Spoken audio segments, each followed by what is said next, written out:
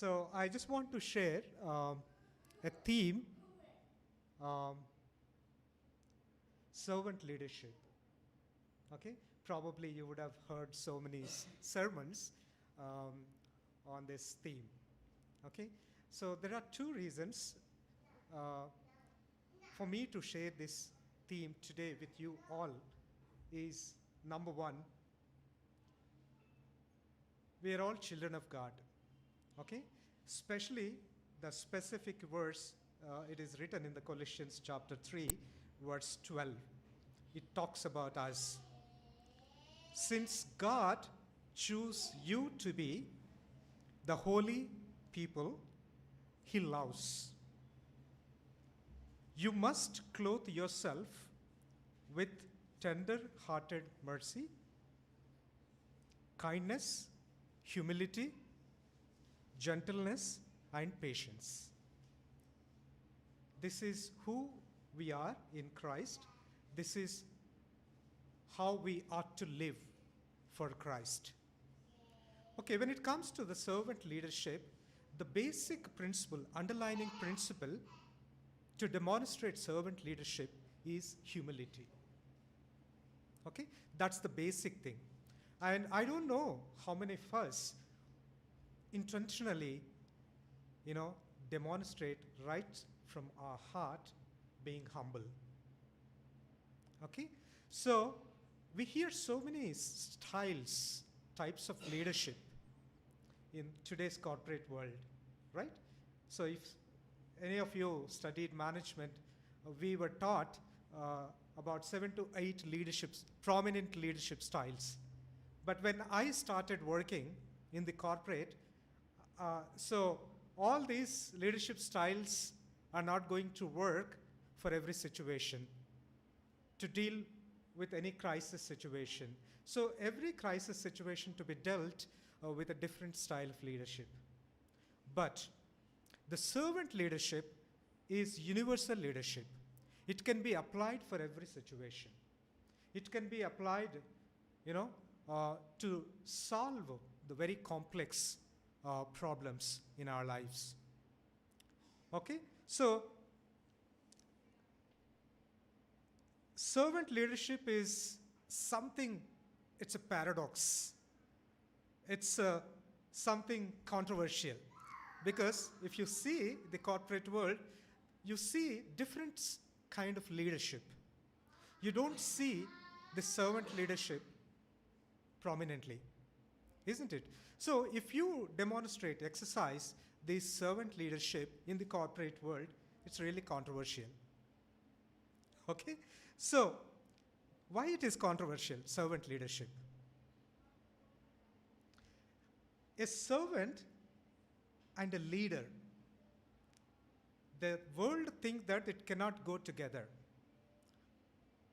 Because how come a servant as a leader? They don't see servant as a leader in the corporate world, isn't it? But actually, the servant leadership, the leader meaning is that it's a people-first leadership. People-first leadership is called servant leadership. The servant leader is servant first, then leader. That's the concept. The first time the servant leadership in the corporate world coined by Mr. Robert Kay in 1970s.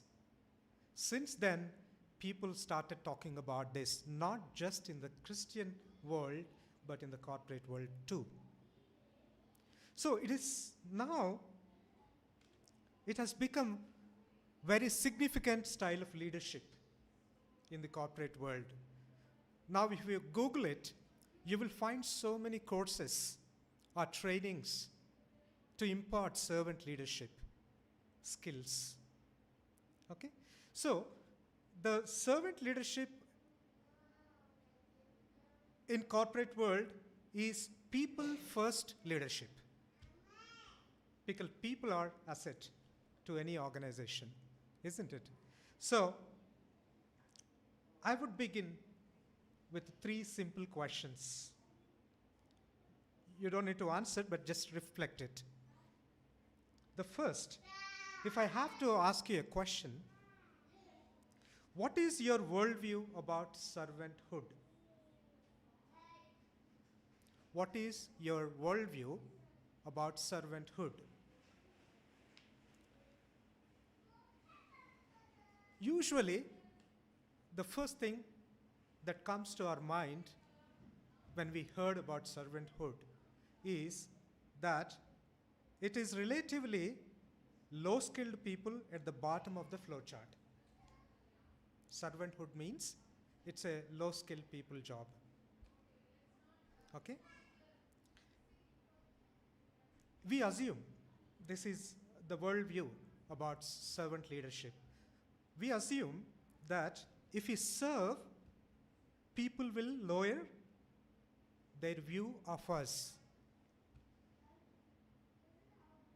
If you try this, what kind of response you may get in the corporate world, in your workplace? Even Peter, in John chapter 13, it says, even Peter still possessed a worldly mindset that assumed that someone of Jesus' caliber, because he has a high regard for Jesus, he has seen Jesus' miracles, he confessed Jesus is a Lord, Son of God. So he has a high regard for Jesus. So when Jesus tried to wash his feet, so the Peter said, "You should never stoop and wash my feet because you are a son of God with high caliber. You are in a high rank.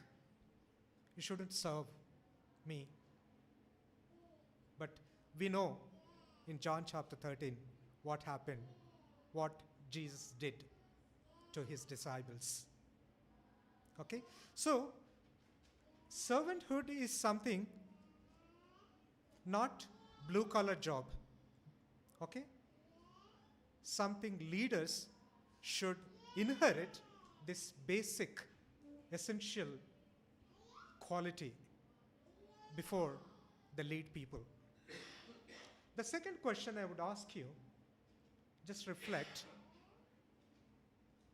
Think for a moment about the person who has served you more than anyone else in your life. Think about a person who has served you more than anyone in your life. Who could think of you? Who comes first to your mind? Usually the answer, the common answer many people share, that my mother.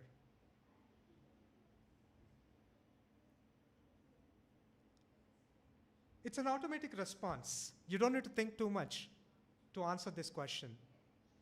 Naturally, it comes saying, my mother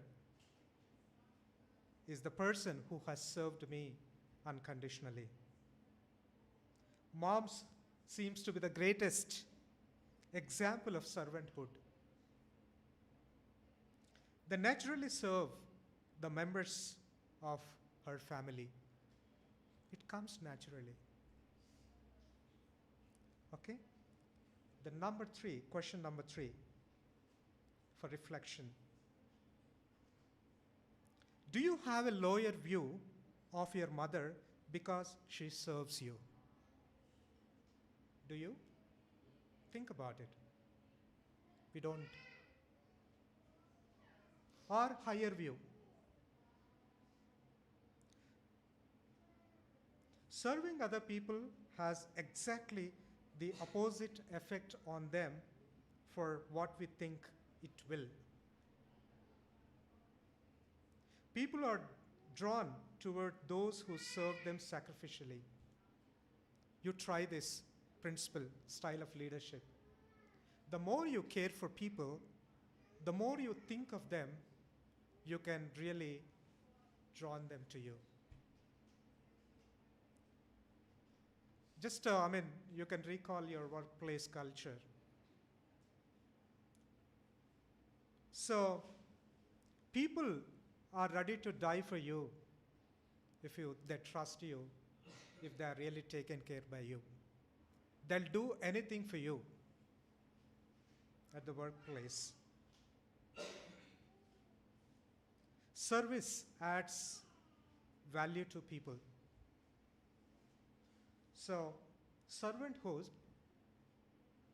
is not about position, it's not a skill, it's about our attitude. Servant leadership primarily focuses on the growth, well-being, and empowerment of people, others with whom we work, with whom we connect. In fact, servant leadership is the timeless, universal leadership in the 21st century to solve most complex problems in the corporate world. People are now started to catch up with this style of leadership. So if you look at the work culture or your organization, because most of us work in the corporate, the servant leadership puts employees first to grow the organization through their commitment and engagement. It's not any other leadership style will work. It empowers employees to express themselves more freely in the workplace, within the teams.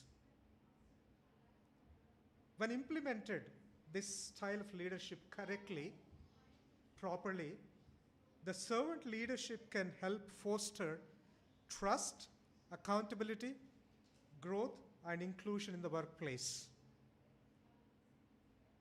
This is for sure.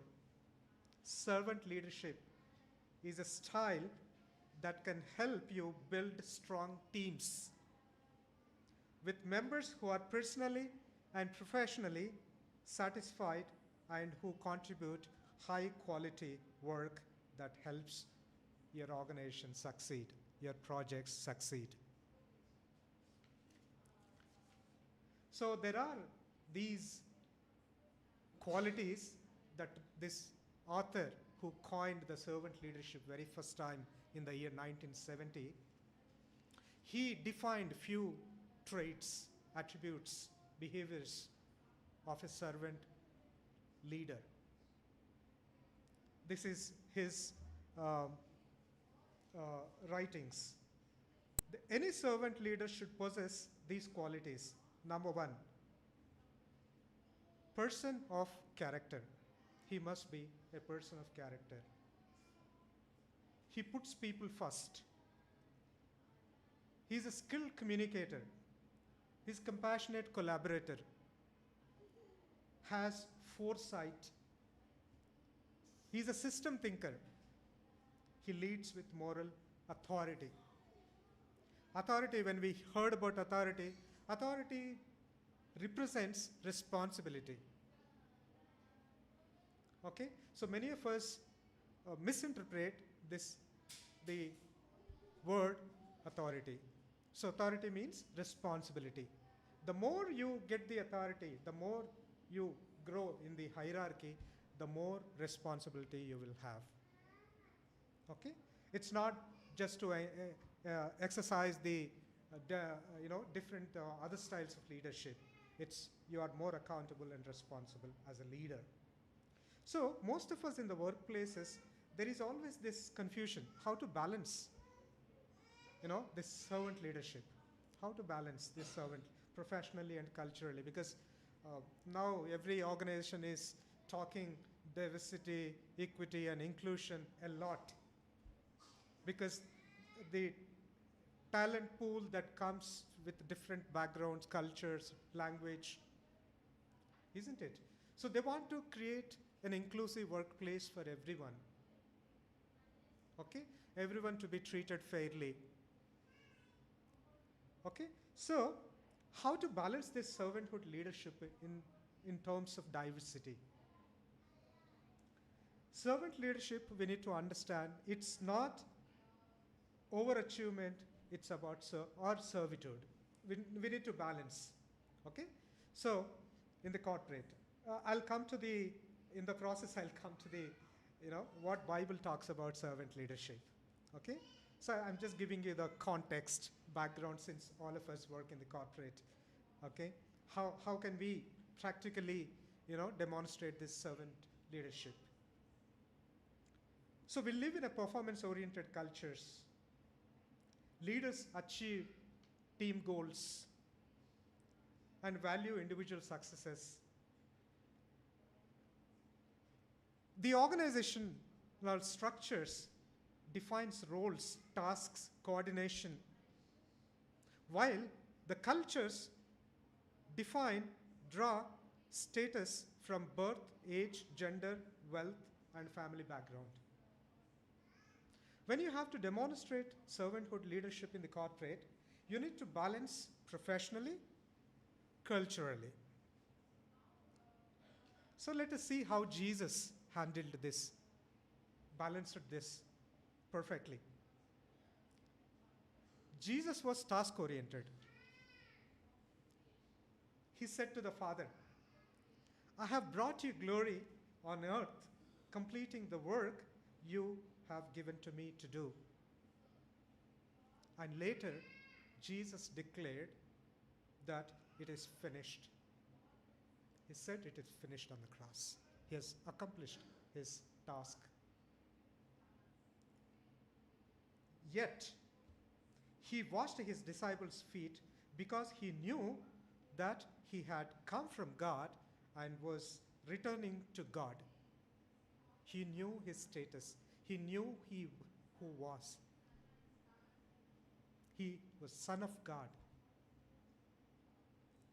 He had equality with God, and yet he chose to empty himself of those privileges. Jesus came from divine family background. If you look at Jesus' cultural background, he's Son of God. He had equality with God. He came from divine family background, yet he embraced his destiny to serve as prescribed by his Father. This is how we balanced. We think servanthood leadership doesn't work in the corporate world. That's how the world view. Now it's slowly changing. Everybody coming back to this kind of leadership because it's a people-first leadership. Jesus was with people always. Why he came onto this earth? The purpose, the very objective. Think about it. For your information, a servant leadership dimensions are present in Judaism, Christianity, Islam, Buddhism, and Taoism. The servanthood leadership concept is to be found in these religions. For Taoism, it's a Chinese philosophy where they believe in humility. The 5 major religions representing 82% of the world's population. Christianity and Judaism are the most compatible with servant leadership principles. While all cultures and religions may display few aspects of servant leadership, Jesus Christ is the ultimate embodiment of a servant leader. That's where we learn this servant leadership. Is an ultimate model for us. Jesus made the greatest cultural leap in the history. bringing servanthood leadership, introducing that to the world. Because the world views something different. Jesus was very radical.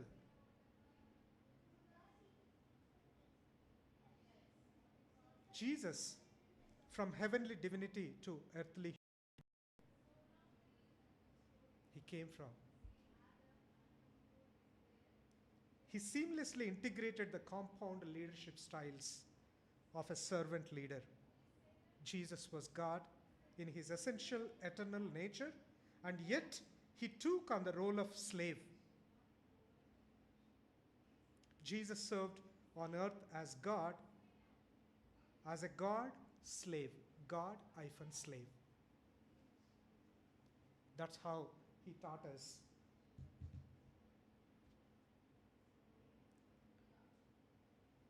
Let us look at these few verses from the Bible about the servant leadership. As you read, can you just underline one common word that you find in these verses? Matthew chapter 20, I will read it for you. If you have time, you can. Matthew chapter 20, verses 25 and 26. When Zebedee asked Jesus, two sons, one to sit at his right hand and other left hand, Jesus said to his disciples, Son of Man did not come to be served, but to serve.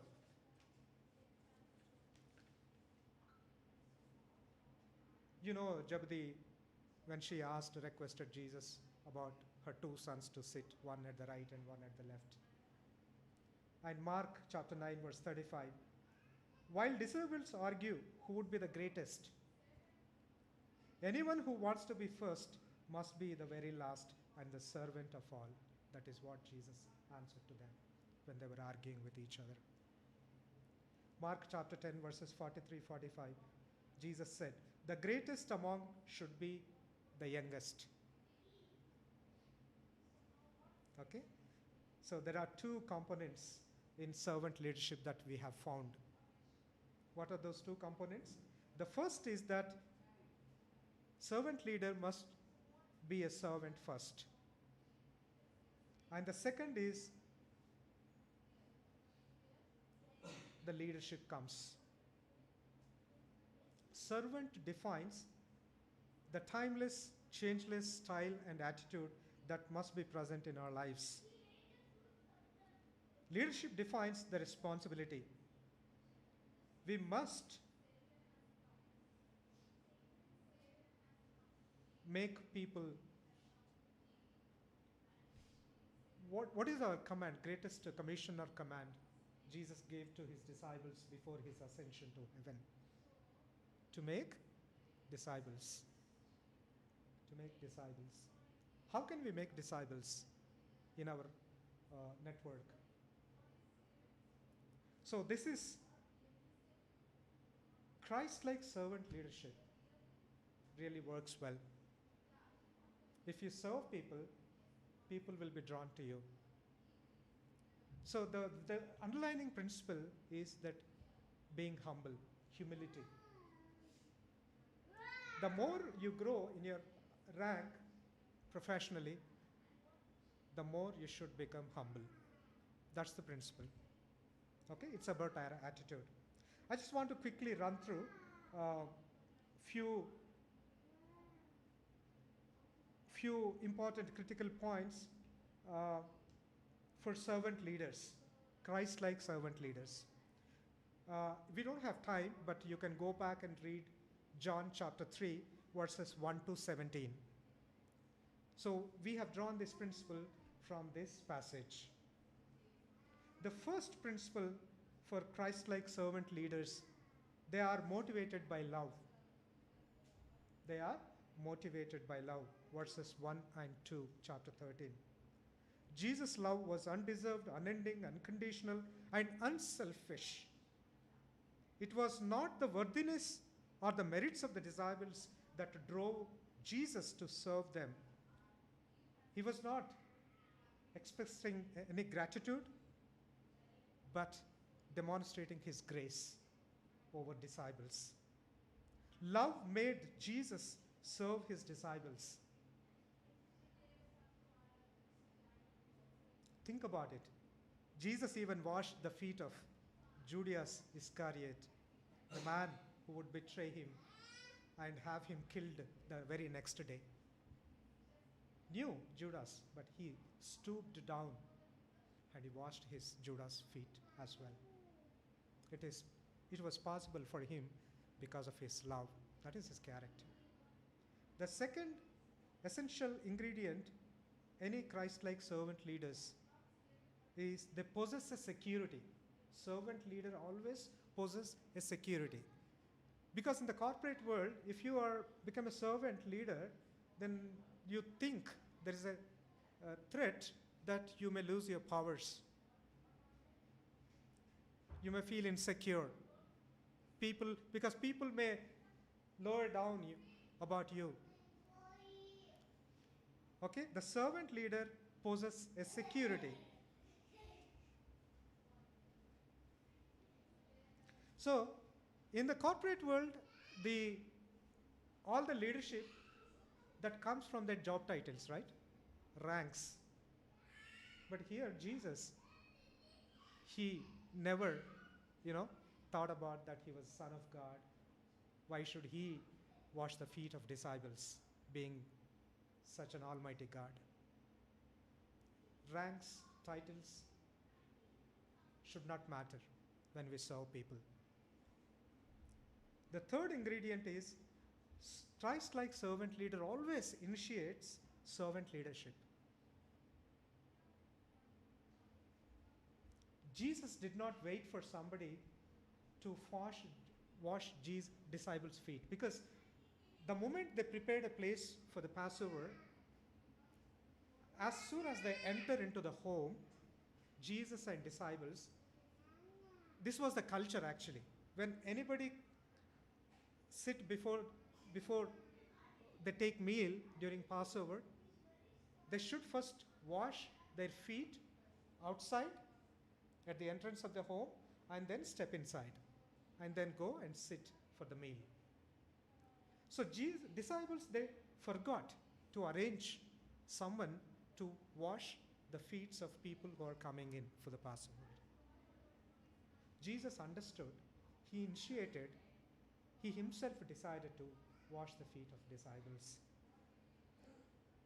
He used this opportunity to make an object lesson out of this situation. So he's always, Christ-like servant leader always initiates the servant leadership. And Christ-like servant leader always teach servanthood, make others servant leaders.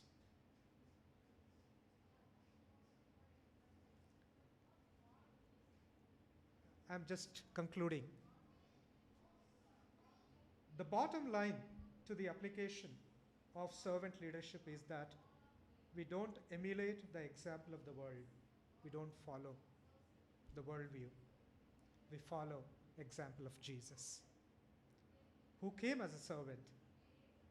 Therefore, our mission is to serve one another, to give ourselves. Christ came to give us his life. We are to give our lives not only in service to him, but to our fellow brothers and sisters,